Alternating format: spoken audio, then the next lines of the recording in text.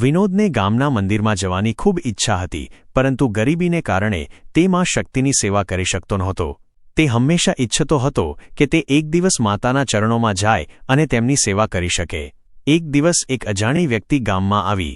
તે એક સાધુ હતા, જેણે વિનોદને જોયો અને તેની ગરીબીને જાણતા તેને એક રસ્તો બતાવ્યો. સાધુએ વિનોદને કહ્યું, જો તું શીતળા માતાની કૃપા મેળવીશ તો તારી ગરીબી દૂર થઈ જશે. તું શીતળા માતાનું સ્તુતિ કરવા મનમાં પ્રાર્થના કર અને માતાને પ્રસાદ ધરાવીશ તો તારા ઘરમાં સુખ શાંતિ આવશે. વિનોદે સાધુનું કહેવું માન્યું અને માતાની પૂજા કરવાનું શરૂ કર્યું. અડધા કલાક પછી એક વૃદ્ધ સ્ત્રી વિનોદના ઘરે આવી. તેના હાથમાં એક લાકડી હતી અને તેણે વિનોદને કહ્યું, બેટા, મને ભૂખ લાગી છે. હું ખૂબ થાકી ગઈ છું. મને થોડું ખાવાનું આપીશ.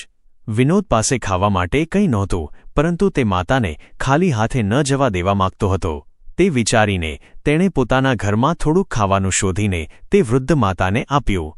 વૃદ્ધ માતાએ તે ખાધું અને કહ્યું, બેટા, તે મને ખાવાનું આપ્યું છે.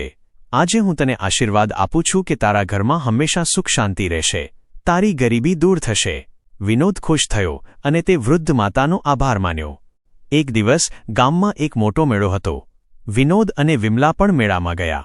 તેઓએ જોયું કે ત્યાં એક દુકાન હતી જે ખૂબ જ ગીચ હતી. તે દુકાનમાં લોકો વારાફરતી માતાની મૂર્તિ ખરીદી રહ્યા હતા. વિનોદે પણ એક મૂર્તિ ખરીદી અને તે લઈને ઘરે આવ્યો. વિનોદના ઘરે મૂર્તિ આવતા જ તેના ઘરમાં સુખ શાંતિ આવી. તેના બાળકોને સારા કપડાં મળ્યા, તેમને સારા ભોજન મળ્યા. વિનોદના ખેતરમાં ખૂબ પાક થયો. વિનોદ અને વિમલાને લાગ્યું કે આ શીતળા માતાની કૃપા છે. તેઓએ માતાની પૂજા કરવાનું શરૂ કર્યું અને તેમનું ઘર સમૃદ્ધ થયું.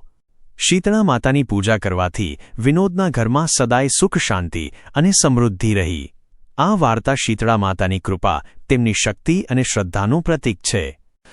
આ વાર્તા તમને કેવી લાગી?